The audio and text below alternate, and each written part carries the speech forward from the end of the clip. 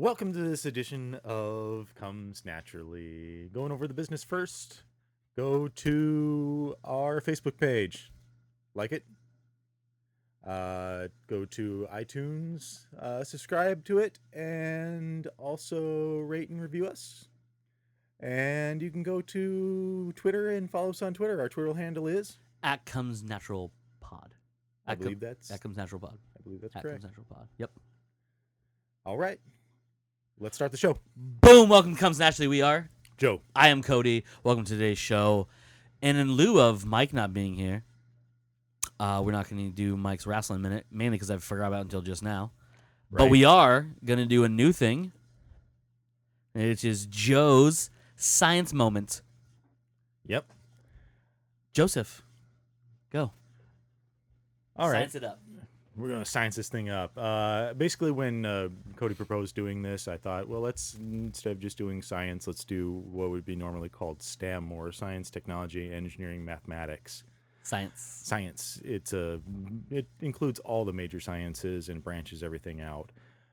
So a couple of things that have come up over the past couple of weeks that I've seen is they have found a crater on Mercury that is 600 miles long and 250 miles deep.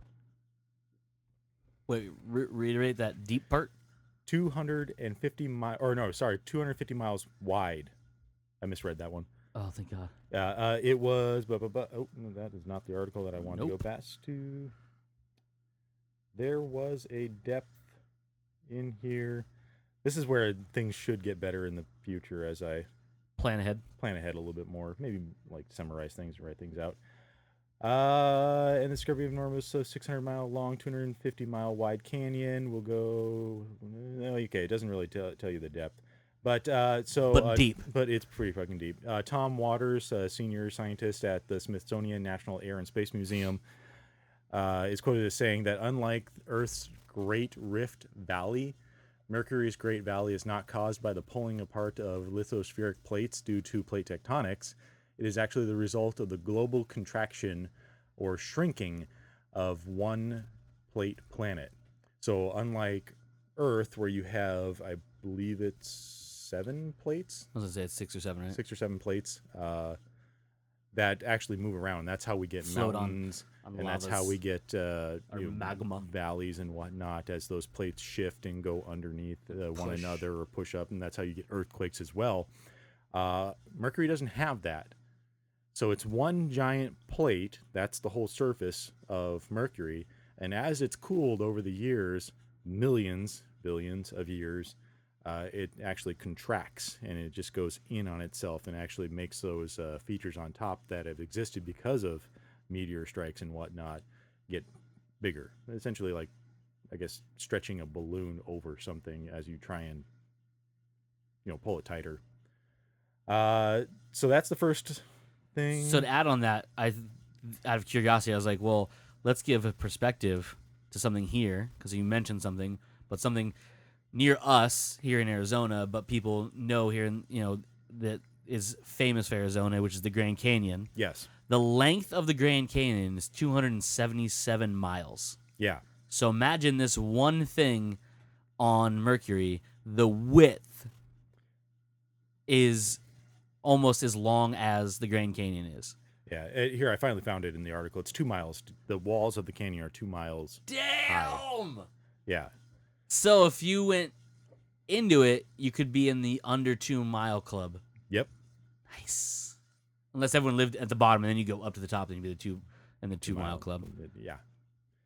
Boom. All right, what's next? So sticking along with the lane of geological features, Ooh, geological features. it has been proposed in an academic paper submitted to the Nature Journal, or the Journal of Nature. Yeah, they literally have journals for everything. That there may be water on Pluto, hiding underneath the surface. Isn't Pluto frozen? So it's Yeah. an ice cube? But they don't know if it's water or not. There's different types of things that can freeze. It's true. Vodka. But they're looking at because of the images that were taken by the New Horizons spacecraft as it just fucking Rocket space. Yeah. hauled ass by Pluto. That there's a lot of geological features within it's known as the Sputnik Plantatia, which is the heart that you see on Pluto. Mm-hmm. And they're saying that the left ventricle has a lot of the similar features of what you would expect from something that would be made of ice as it cools and as it heats up and whatnot. It has cracks and whatnot that would be fissures, as they say. They would be features of what you would expect on something that would be made of water. And they haven't been able to transmit video, right? It's just all photo, like shit ton of photos, right? Yeah, it's all photos that they did. But it's like photo as it keeps going. That's what I remember hearing or reading about is like as it's traveling, it's just taking and just sending back photos and photos, like gigabytes and terabytes of just photos are just piling up back here on Earth. And it's like I can't remember what it was that I read because it was a long time ago. How long did I say it takes for a photo to go from there to us? Oh God, I couldn't remember. It was like 40 something minutes or something. It was some ridiculous number, and I just can't remember. So what it you was. guys complaining about Wi-Fi speeds ain't got nothing on that shit. Because like, well, in The Martian they said it was 7 minutes. Yeah, I think it was a 7-minute delay. So he asked a question, and then 7 minutes to get to Earth, and then 7 minutes to get back. So 14. 14 round trip for them. Yeah. Goddamn. Right. That's agony.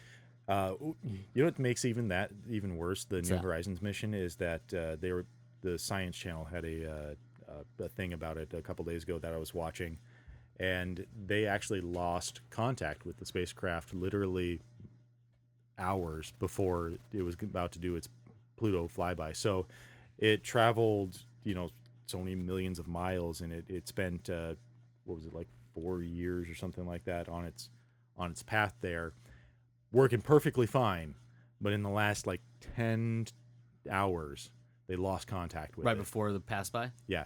Yeah. Is it one of those things where like a shadow goes across and just breaks every thing we have ability to communicate with those things? I don't remember if they didn't say in the documentary what exactly caused the blackout, so I don't know if they know or not. So that's your geology for the week. Boom. Last one. Boom. I made Cody watch before this. Yeah. Terrifyingly awesome. I know I had to watch this a couple of times because I'll be watching it again. It is terrifyingly awesome. And this past week, Elon Musk announced that all of their cars, current and future, just future. I thought current ones too. No, or is it just Model S that has current? He said, and it's in here somewhere. Oh no, current ones would be self-park. Yeah, future ones will be self-drive. It's future. It's the next generation of cars that they're going to be doing. All of them. Yeah, all of them. That's what it will feature self-driving. Gotcha. The self-parking was the current models. Yeah, self-parking is the current models. Gotcha. I know that they can do it, but going forward with all their new vehicles, all their new model lines will have self-driving. I've been in a car, not to cut you off. I've been in a car, I think it was a Mercedes, that does the self-park. Mm-hmm. And it's super creepy. It looked super creepy. So they actually have a video, and if you go to YouTube, I'll link it.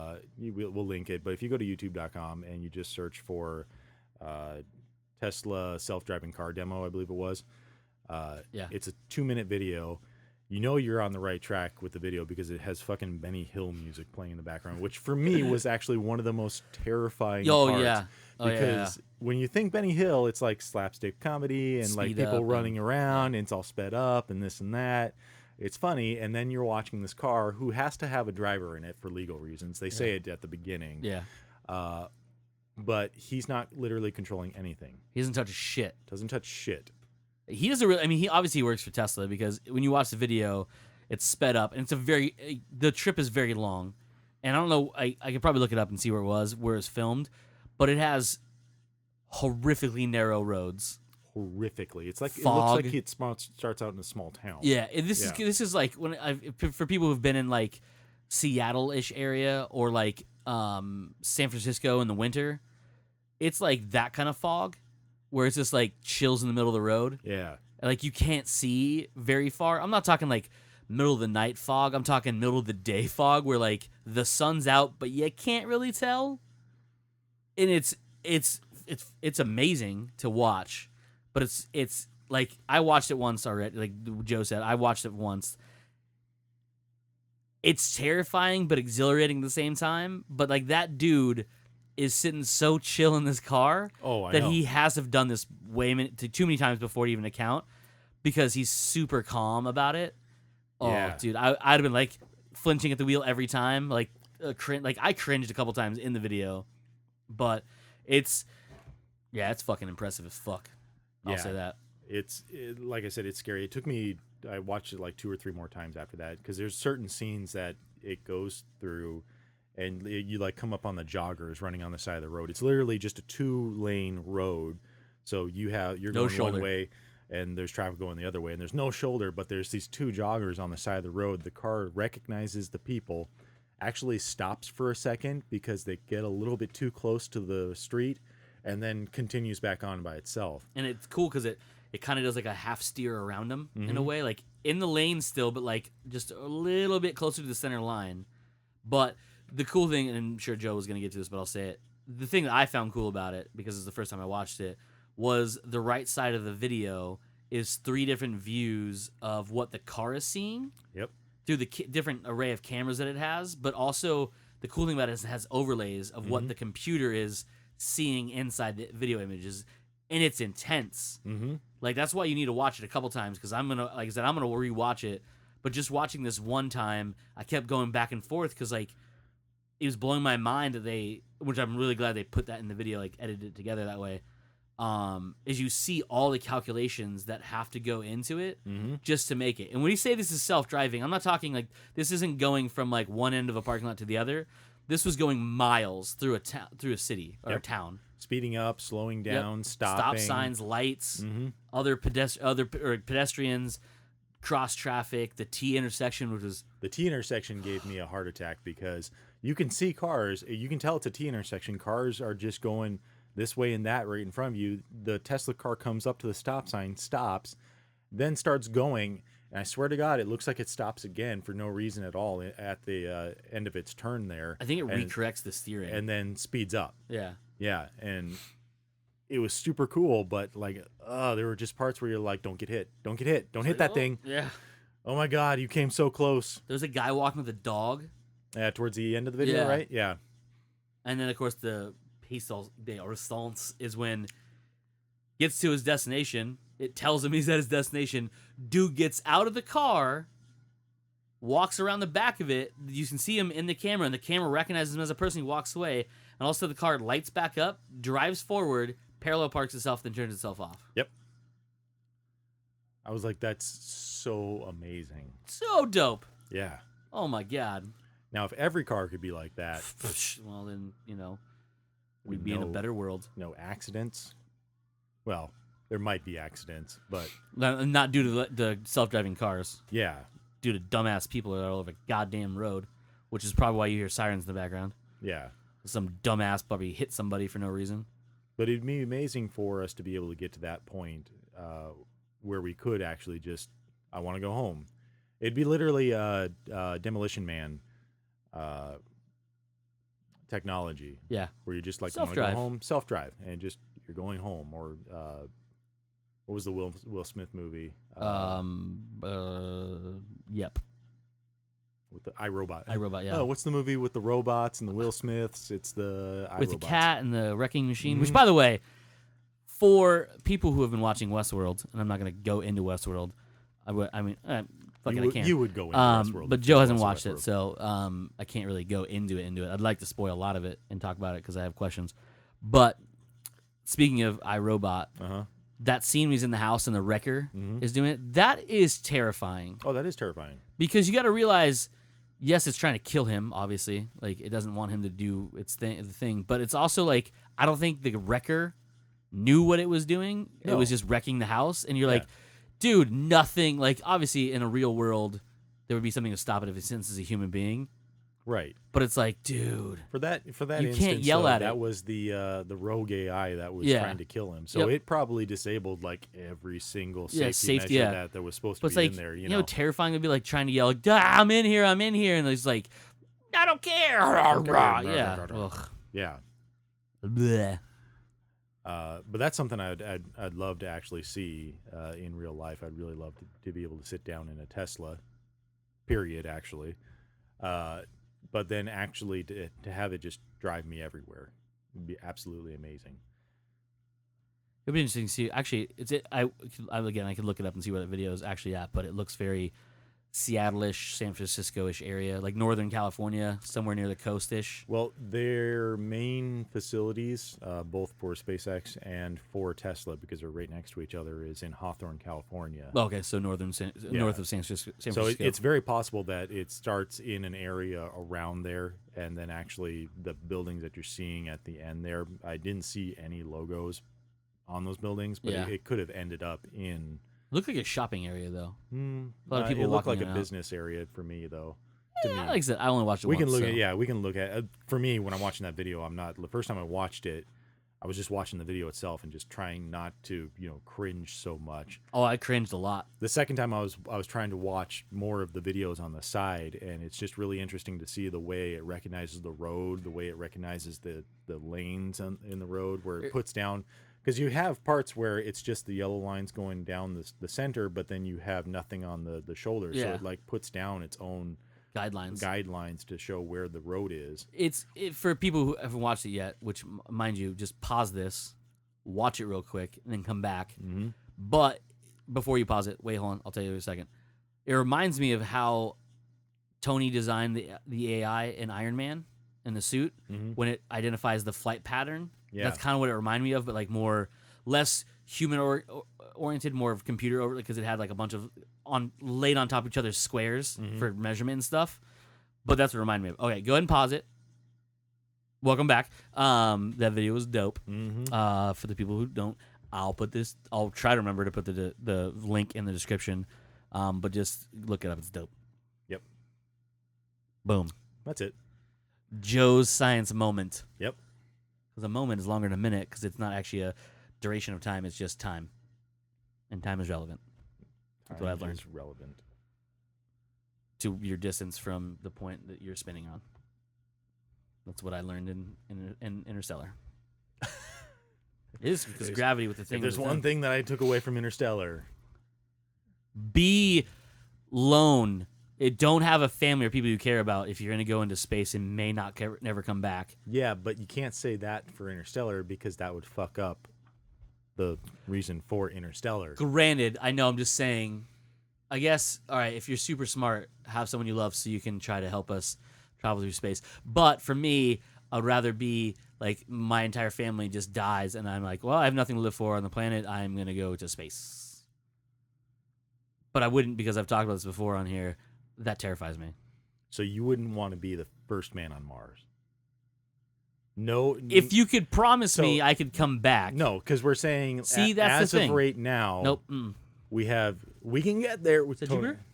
Yeah, this is actually Jupiter. It's one of Apple's backgrounds. I know they're super dope, right? Yeah. Looks so good on the iPad Pro. I'm gonna admit I nerded out for the first second. Moon on the watch, Earth on the phone. Did you do it? Yeah. Did you do it? Jupiter on. Did you rotate it? Well, of course I did. Yeah, it's awesome. Of course I did.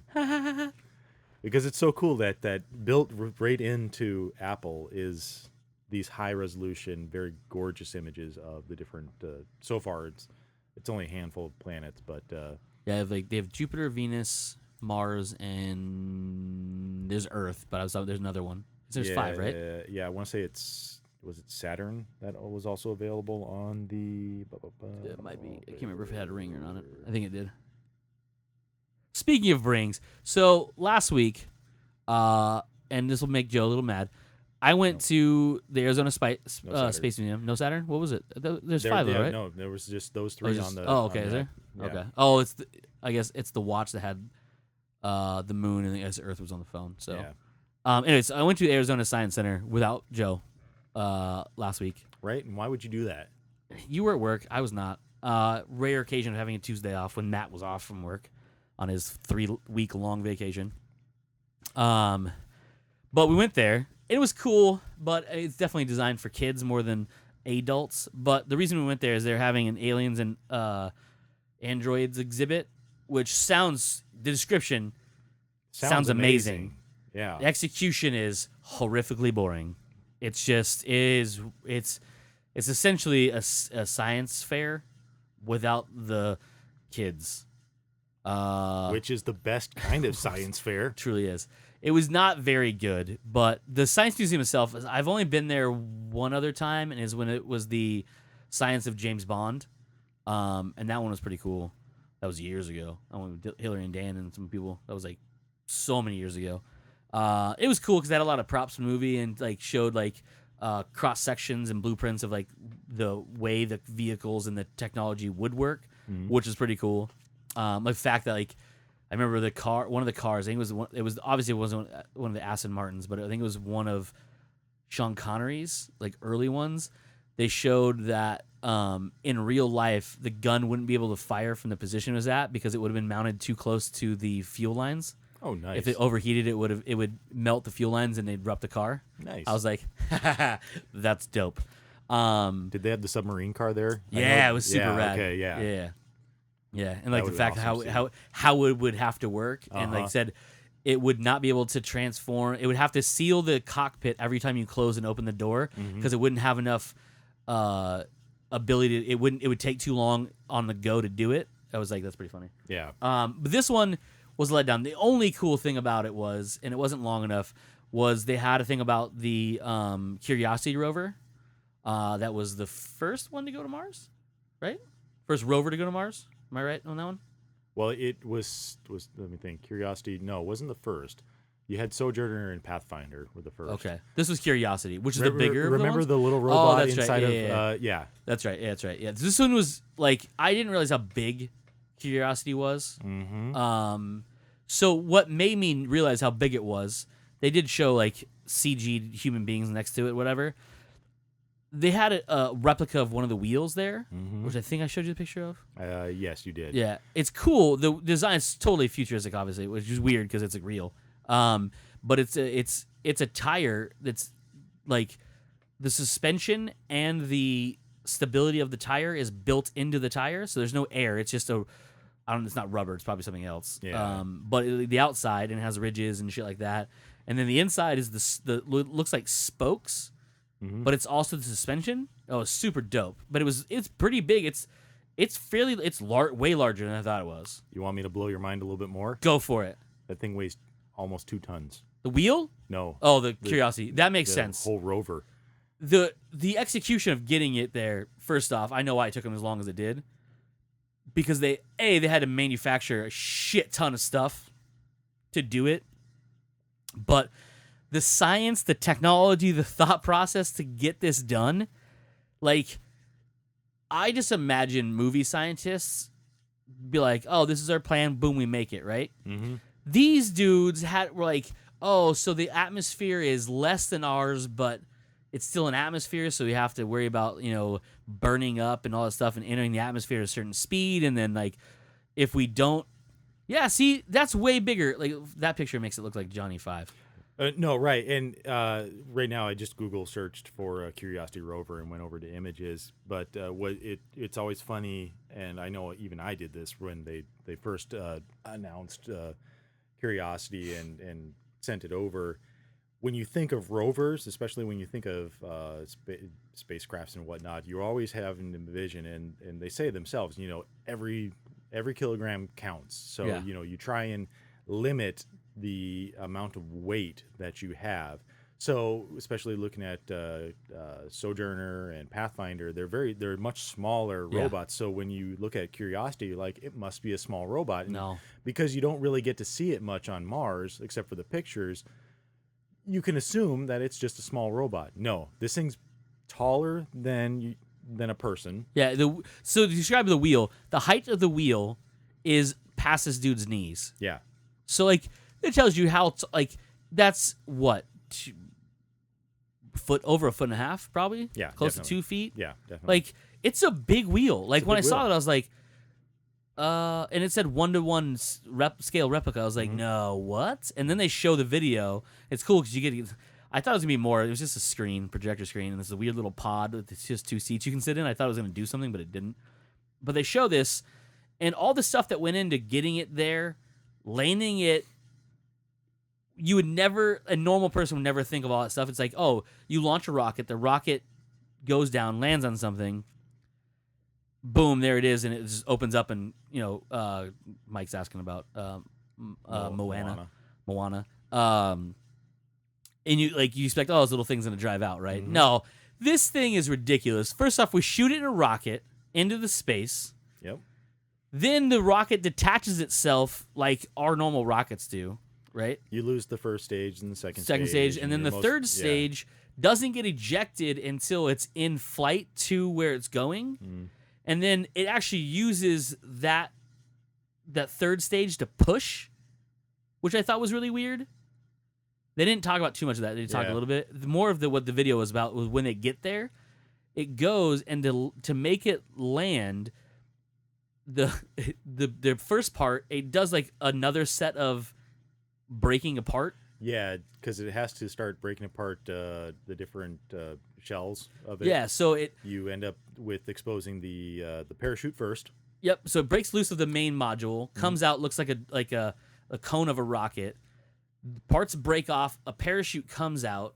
Or first it's going through and it's burning up. Yep. And there's this plate on the bottom. That eventually gets ejected, and then when that goes, the parachute part comes out, starts to slow the whole thing down. But that's literally just to slow it down enough where the rockets don't rip off when it ejects the next part. Then that has a little holder that's holding this. I again thought little thing, massive fucking vehicle. That then, as it's going down, uses reverse thrusters to slow itself down even more. But then, because they needed to see where it's at, and not bury itself, it can't land and drop it. It has to use these sky hooks to lower it down on these wires until just before it touches ground, lets go so it just drops like a couple inches, then flies off and just lands somewhere else. So we're littering all over this fucking planet already. Oh, yeah. But then this thing the wheels kind of roll out to the side, the little thing pops up, and it just drives away. Mm-hmm. I was like, that thing's a little cute little thing. And then I just read the sign again. I was like, that's actually a lot bigger than I expected it to be. Yep. It is fucking, it's massive. It's massive. Yeah, the exact weightage is somewhere like 1,900 and something pounds. So it's actually just shy of 2 tons. And it's absolutely mind-boggling to think that rover is that fucking large and that goddamn heavy. And the speed at which it travels is extremely slow. Yeah, no, it's not quick. Yeah. At all. Yeah. Whatsoever. And I know there was another thing. Hey, I was watching the Science Channel again. What? Where they were talking about this. It's like me watching and Food they wanted to go see. They wanted to go explore a hill or something like that. I can't remember what it was. What it was that they were talking about in the Science Channel. But they were saying that the process that they have to go through in order to just plan the route out is literally they have a replica of what they can consider a Mars surface. Yeah. So that they can see, hey, look, this side is extremely rocky, but this side is like super sandy. We're going to do this 1-to-1 scale of the rover. We're going to send it up the rocky side first, and then we're going to send it up the sand side and see which one it can traverse better. And it ended up being the rocky side that it could traverse better, because if anybody's driven through sand, you know that you can sit there and spin your wheels, and obviously you don't want this giant thing getting stuck on another planet with no AAA to get it unstuck. Exactly.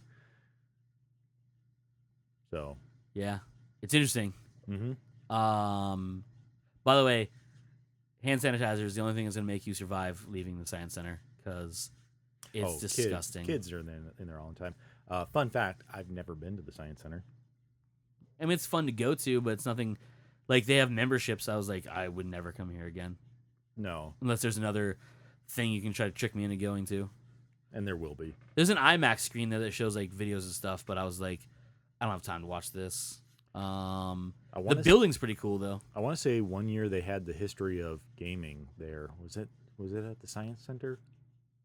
I want to say it was. Probably, yeah. Yeah, which would have been cool to go to because it was a exhibit that was traveling the whole entire United States. Gotcha. So they had literally every single game, or at least every single major game that had ever come out since fucking ever like Pong or that on weird an oscilloscope. Yeah, like way back in the Disney. Yeah. Yeah, so that was pretty cool. So getting back to the fact that you would never want to travel to Mars. No. At all.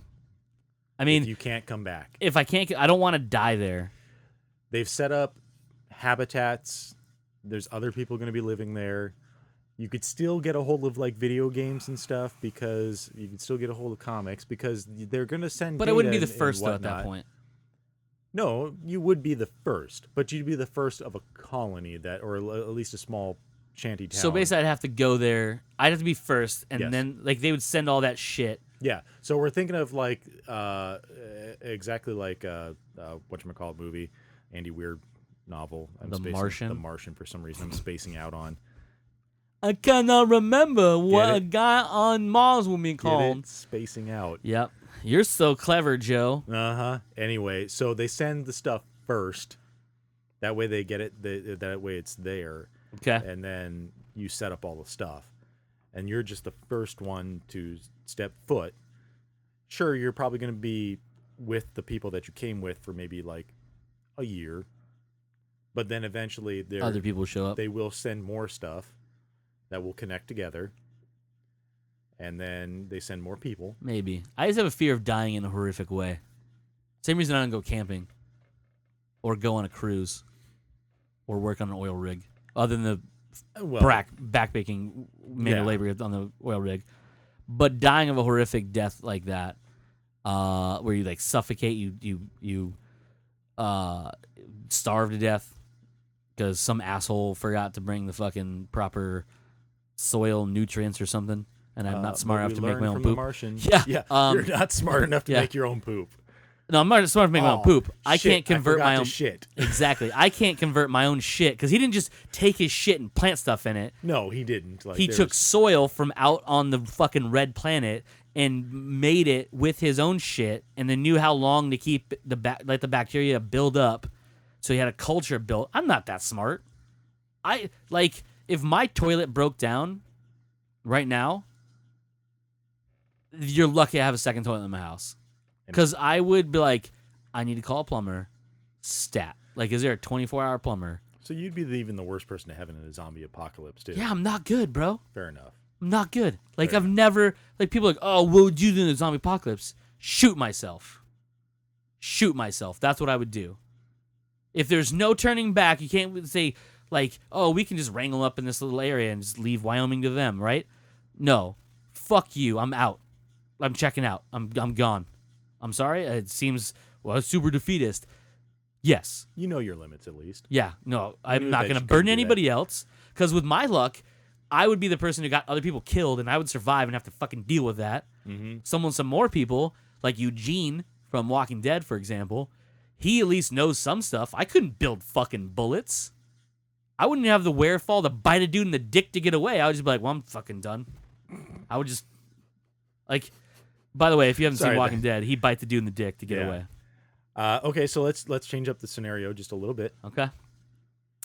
You can travel to Mars. Okay. With the ability to come back. Okay. But you have to do it reality TV show style. Oh, you're done. And all of your crewmates are exactly like Mars 1, where they're not they're not scientists and stuff. Nope. But you get to come back. Nope. No? Because I have to rely on those fucks and me to survive. Because if something goes wrong, they're not sending engineers. Why? Because engineers are smart, and they're the ones that needed on Earth to send those people, and they're not dumb enough. Because we've had this conversation on this podcast, I think, before. Those people are smart enough not to be trapped on a ship that's going to a planet that they have to work with these other people to survive together. So no go. No go. No fucking way. If I could be the one guy who they can send up with a shit ton of engineers and real astronauts basically used to babysit my ass while they try to keep me alive on another planet, I will be that guy. They'll be like, oh, you have to be the first one to touch down. Like, that's what we want. We don't want a science guy. We just want some fat idiot to be the first person landing to go on Mars. I'll be like, yes, as long as you fucks are intelligent, can fit. Because I saw The Martian. I read The Martian first. You're welcome. Yeah. The shit he goes through, that, like, they're like, so if you haven't read The Martian, obviously Amazing it's science book. fiction. It's an amazing book. The movie was amazing. Mm-hmm. This is one of those times where the book was better, but not that much better. Right, because they kept the movie pretty close. There was a There lot of obviously stuff like stuff they that chopped out up. for time, but Yeah. it wasn't needed. It was Yeah. just science stuff that was written in there, which is pretty cool because it's all based on real stuff. Mm-hmm. The thing about it is that dude, like, they were like Andy Weir. And I don't know if this is his idea or someone in science world that told him this. What you need to have is people who have multiple jobs and multiple capabilities. Mm-hmm. Like, he was a botanist, But they also trained and on. he was doing also other trained in like medical, but also he was trained in like engineering. stuff. That is actually something that NASA actually does. Boom, see? You do have the specialists, but Do you wanna talk they're about movies? I can they're tell you actually movies. All cross trained to Yeah, at least thank you. know how to do other stuff. I'm cross trained. I can tell you about video games and I can tell you about comic books. Is that useful to survive on Mars? No, not to go crazy. All right, cool. You never know. There could be aliens on Mars, and you've read a lot of alien stuff. I will guarantee you they're not the same. I'm not saying they are. Yeah, but no, they'll be you're like, whoa, wait, guys! I saw the movie Arrival. yep, I got this. Not that one with not the Arrival. Arrival. I've rival. I got this. I can totally translate this. Yep. Circular ink block language. Fuck you. fuck You're gonna yourselves. die. We're gonna eat your souls. I might have got that wrong. Run. It's like a 90% chance I got that wrong, guys. 98.7% chance. Plus or that is minus wrong. 90%. But that's Like over 110%. I got that wrong. But I gave it 110%. I did. Give it Like, thank God. 110%. Or glorp or whatever the fuck these people believe in. These things. Yeah, like no, I would not want to be trapped with a bunch of reality people. Because those are the worst people. The people who would sign up for this, and I'm making a broad statement here, are retarded.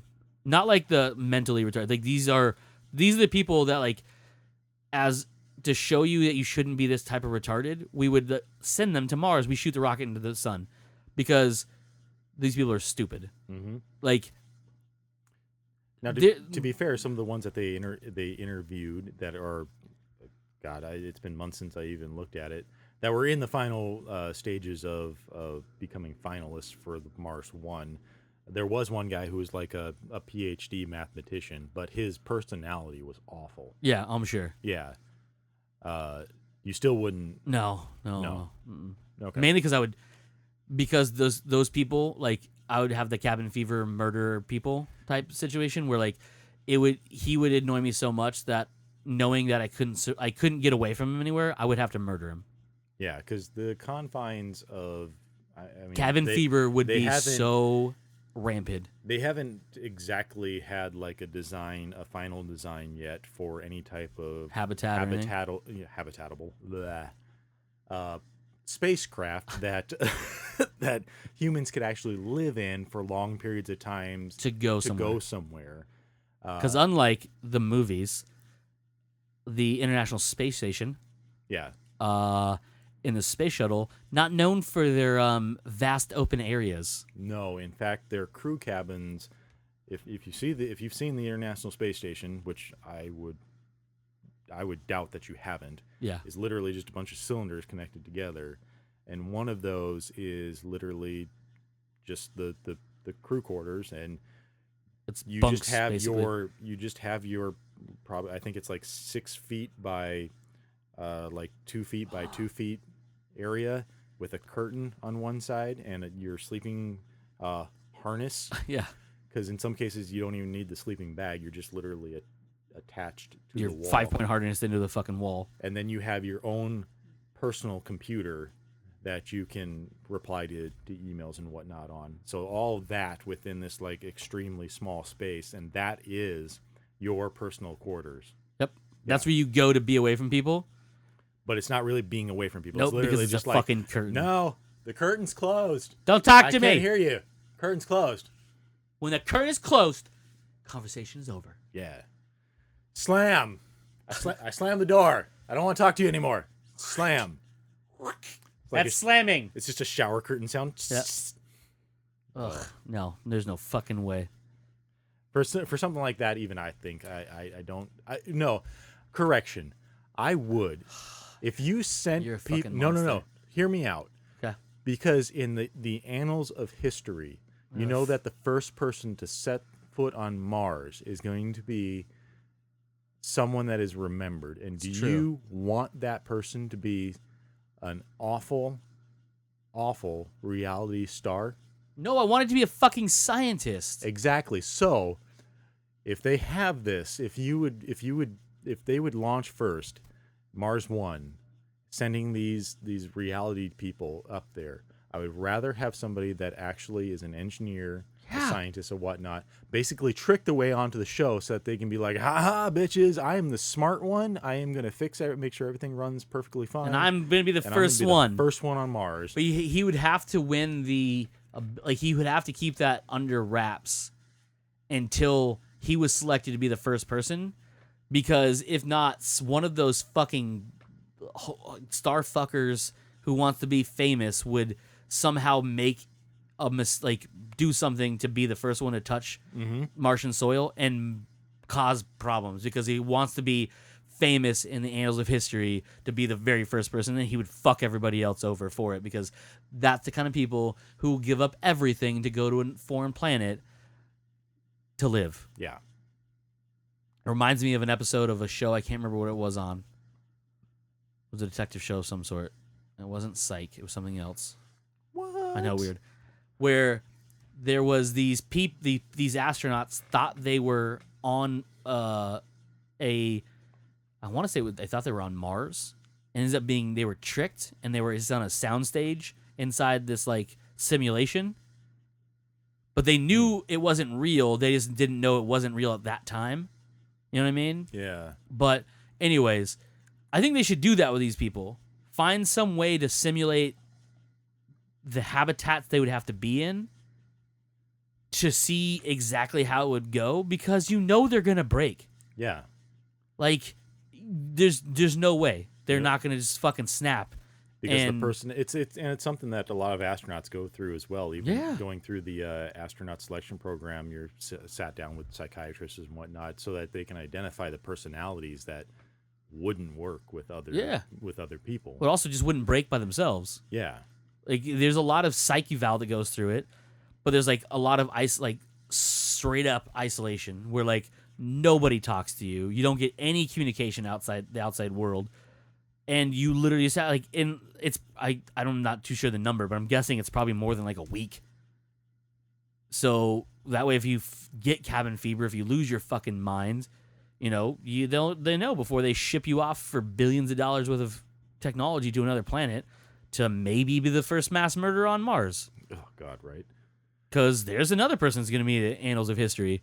I'd be afraid that the first words on Mars wouldn't be very profound either. No. You had Neil Armstrong. That's one small step for a man, one giant leap for mankind. It's very profound in the idea that, this is logically the next step of what we need to do. Then we need to make other steps after that.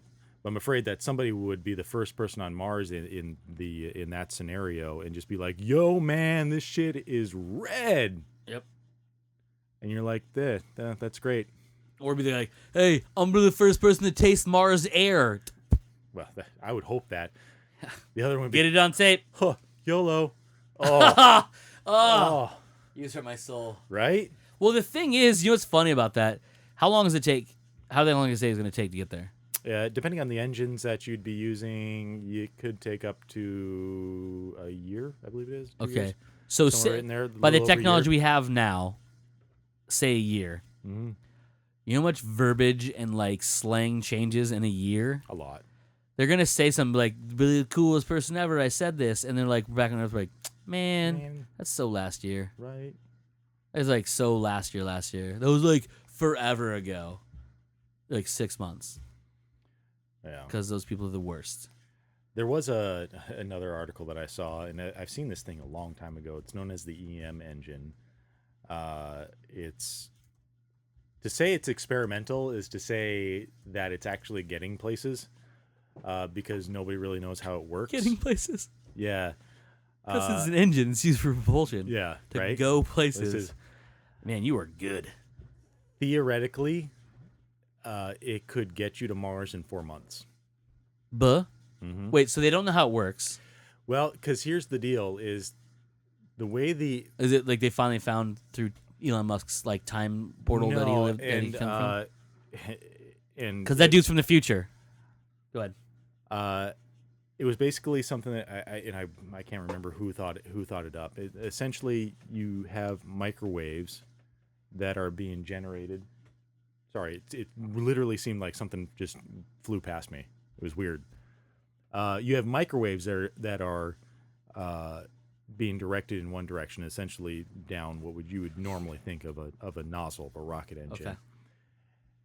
And there's a certain resonance that has to be obtained, and a small force can be generated with this engine, Which in in the space- direction of the thrust is Yeah. the direction which you would want to go.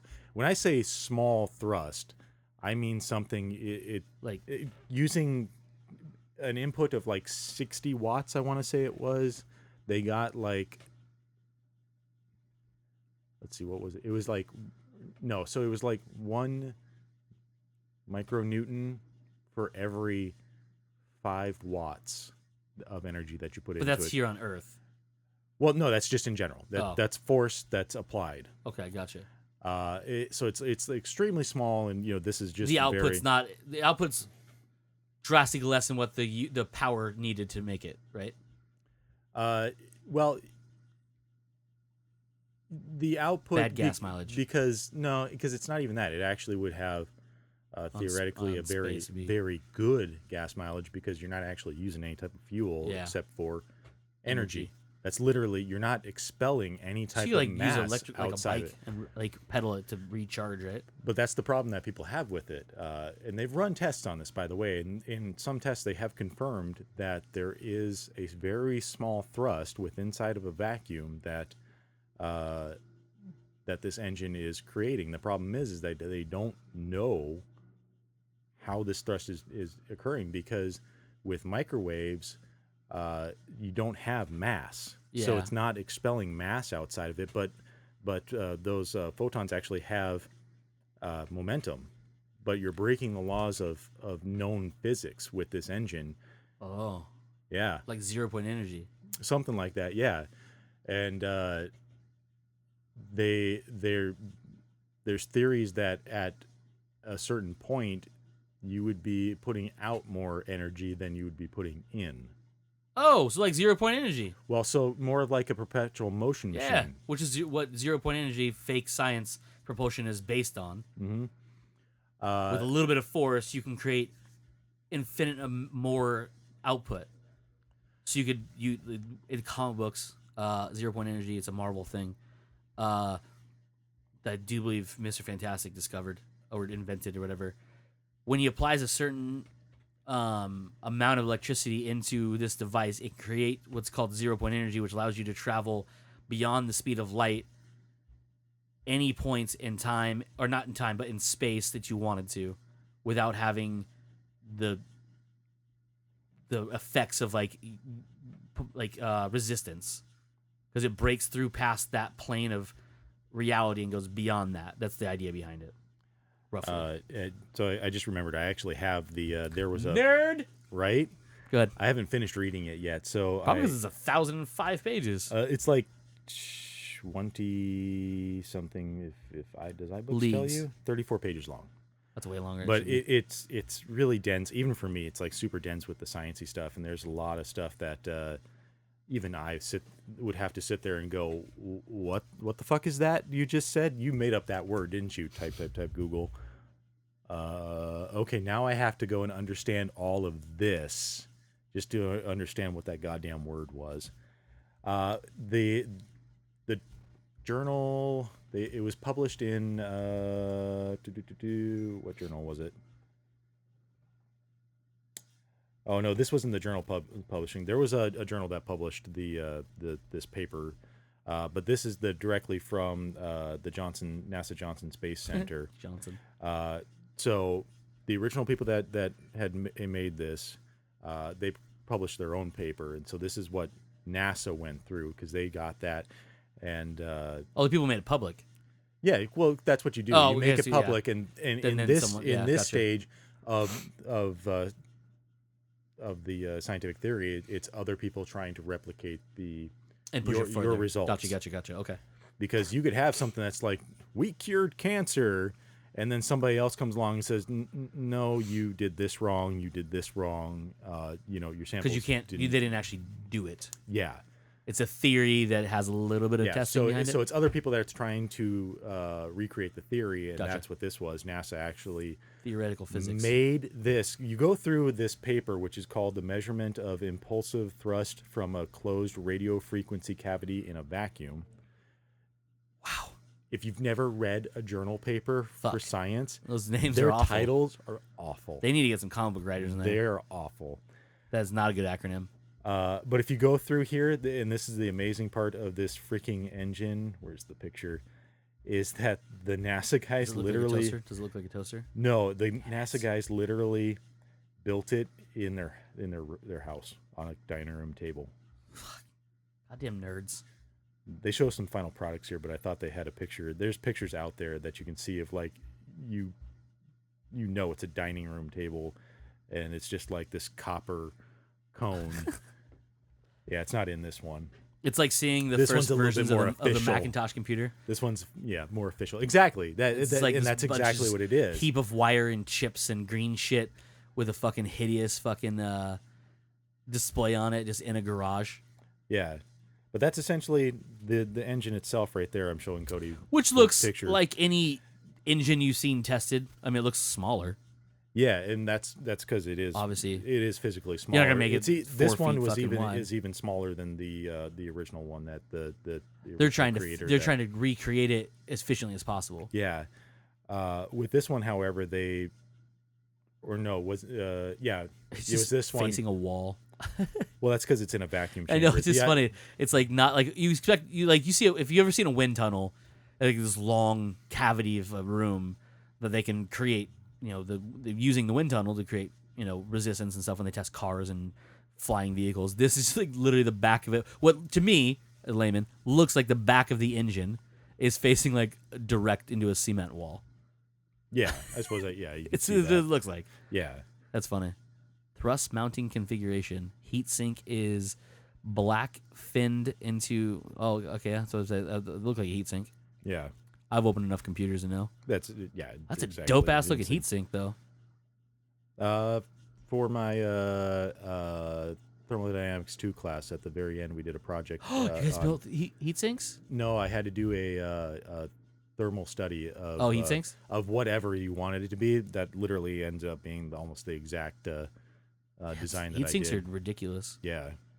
My last computer I built was a giant heat sink. Mm-hmm. My thermal take case. That's pretty much what a lot of computers really need. Should be. Hey, speaking of which, not to divert this, do you know where to buy those crazy desks that you can build a computer into? Online. Yeah, do you know where we can go? Like, is there a place we can go to look at them? Oh, go to look at them? No, I've never seen a place that you can go to look at them. I just that know one that time at Comic-Con, I've never seen them again. Lillian PC. There's a in Silvertone, I think it is. They're case manufacturers. I know Lillian. I'm pretty sure that Silverstone makes one as well. But yeah, they're super dope looking, and then you realize they're like $13,000. Yeah, no, I just want one. I don't want one of the crazy ones. I just want a desk that I can put a computer into. Oh no, the Lillian ones, they're your glass desk that you have here. That's what the top is. Yeah, so you can see the components and shit on the inside. Because I want to build one. You have they have multiple models. One that you can fit 2 computers into. You know, Yes. because if you Why want not? to, why not? You know, there's another one that could fit a full size computer and then like a mini PC. Because Yeah. why not? Again, why not? Yeah, Don't might as know. well. Why I just not? want to build one so I can have a gaming computer that doesn't take up more room. Because I'm running out of space and I want a gaming computer. It would be nice to have a gaming But computer. if I was thinking, if I have a desk that is a computer, I can still mount my iMac up here, have a monitor next to it or whatever, and not have to have a tower on the floor that I kick or whatever, or just is in the way in general. You know what I mean? Sorry, go ahead. Sorry, no, I right there at the beginning of the paper, it says that the average thrust of this was 1.2 millinewtons per kilowatt input. Yeah, it's pretty small, It's pretty small. Yeah. but it's promising. It's very promising. The only other problem that that they had was with, I believe it was NASA's, because a couple of other scientists actually recreated the engine, and the one of them just turned the engine on its side and still managed to measure the same amount of thrust Interesting. in the direction of the of the Output. of the no of the thrust measuring device. You're so scientific, Joe. I space out on names and shit a lot. I know the device. I can't think of what it's called. Thrustometer. Torsion pendulum. Sorry, that's what it was. Thrustometer for the people who don't want to. That's not even a real. Oh, it is a real thing. though. It is Torsion an actual pendulum. Thing. Torsion pendulum. Torsion pendulum. Yes. That sounds like something a doctor would use to measure a vagina. No, it literally is something that you're like, God damn, that's a fucking fancy word for basically a pole with another pole on it that Measure shit. that when you put force on One this end. end here, Tells you it how much. causes this end to twist, and then you just have like a fucking sensor on it that tells you how much to twist, and based on the material and the amount How of far it twist, goes. you can get the amount of force that was applied to it. Seems like a lot of work Fucking science. to get Bitch. like you ever like, to me, maybe it's just me, like you ever wonder like those laser thermometers you see on the television shows? Just make Those shit are up. like that's not real. Like Just that's make shit up. It's like it's yeah, it's 104 degrees. 104 degrees. Does that sound right? That guy's not gonna know. Those idiots will never know. When I say that, I'm like talking like cooking channel shows, like like Food Network shows. They use those, like Alton Brand uses all the time. It's like, oh, hot enough to cook cookies. I'm like, that can't be real. You can't shoot a laser beam and get a temperature gauge. It shouldn't work. But you can. Yeah, you fucking can. science, man. Yep. I just it does not make it like it's like no, man. I know. I want if you can give me a laser that tells me the temperature shit. I want a knife that can cut bread into toast. That actually could be done. There was a razor that was on. slow. Like, Yeah, there was a razor actually on Kickstarter that burns used, hair off your face. yeah, it used a laser to cut the hair. Fuck you. I have way too much hair. I'd go up like a Roman candle. Oh no, yeah, you would. Yeah. Oh god, yeah, you would look. Like that's like the thing you want to do to like shave your legs if you're a lady or. A But guy who I likes shaving saw legs. that and I was like, I really want that. Of course you. No, you wouldn't. You'd be like, ha! Oh fuck. Baby face again. No, I'd do my neck. You know, No, the I don't vital trust it. areas. I don't trust it. The vital areas, not my balls. In other words, Also, I wouldn't put it near my genitals. mhm. Wouldn't be gelding myself with it. God. It can't be like I don't know.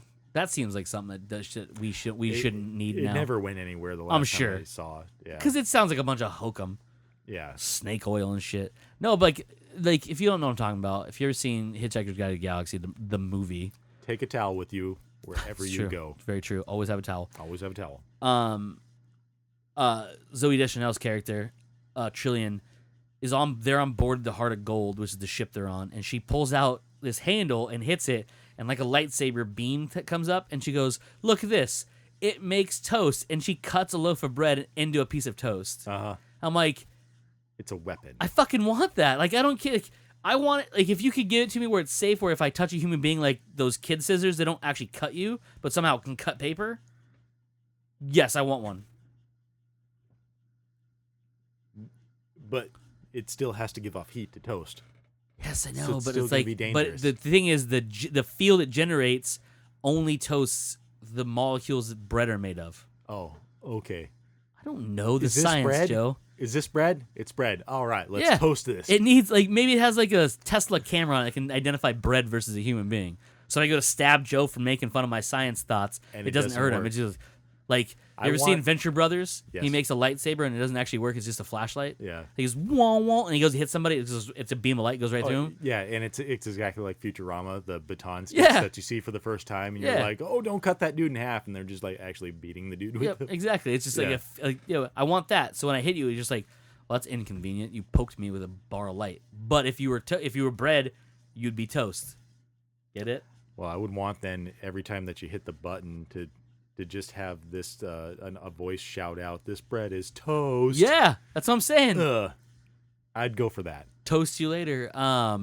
Yeah, like I just want that kind of science in my life, Fair enough. and I want a self-driving electric car, Fair enough. which is closer to happening Which than is my toast closer. knife. Yeah, exactly. Having a lightsaber way too much work and pressure. But Have if you- I could have a safety, Have you seen the guy that made a plasma the plasma sword thingy. plasma Yeah. sword thing? Yeah. Do you see how Okay. much power it fucking uses? No, I didn't Yeah. actually. That's not working. That's not happening. Fair enough. Yeah. Anyway, do we have any movie stuff, news, things? We saw Moana, whatever it is. I'm Moana? not Hawaiian. I can't say it. I'm dumb. Fantastic movie, by the way. It is actually a really good movie. See it in 3D if you get a chance. In theaters. It was the 3D is phenomenal. 3D was really good. The graphics. I can't say special effects because none of it's real. Even though it looks real. Unbelievable. Like the shit they're doing is just like when we saw Finding Dory and the little short they did before it, which is the name is escaping Piper. Yeah, Piper. The visuals are ridiculous. Mm-hmm. The sand, the grains of sand, the water itself, Mm-hmm. even Piper, the feathers and like getting wet, It looked photorealistic. so fucking real. And this is not supposed to look real. It's supposed to look animated, like all Disney animation does, like Frozen and Wreck-It Ralph and Big Hero 6, all those ones, Tangled. They look like cartoons, but they have realistic movement of hair, water, wind. The Lighting sand, is just the soil. Yeah. When I can't remember the mountain. Basically Gaia essentially. Yeah. Whatever her name was, the mountain. Not Not the Game of mountain. Thrones. Yeah. The Lady Mountain. But she goes and grabs like a bunch of dirt and starts making up all the flowers and whatnot. And I swear to God, it Oh, when looks she's like putting dirt. When she's putting her hand through the lava sand. Yeah, and Oh, it it just was so gorgeous. looks like It dirt. breaks apart and like you ever been like for the people who've actually been to somewhere like that has a beach, lakes work too, but really ocean, sand or soil that's been just steeped in water for a long time reacts differently than sand like in the middle of the desert. Yeah, It clumps together, but then when the water goes away, it breaks apart and stays kind of solid, but then like literally flakes. That's what it looked like. She put her hand in it, and it had resistance, and then it broke under the pressure. Yeah. But stayed and clumped, and then fell. It was gorgeous. absolutely gorgeous. It's mind-boggling. And the funny thing about this is they're pumping these movies out really quickly. Like I know they're planning them years ahead of time, and they're doing a Yeah. lot of stuff, but it's like they're drastically coming. Like every year, Disney / Pixar or just Disney or just Pixar has a movie that comes out. Mm-hmm. Like, was it last year?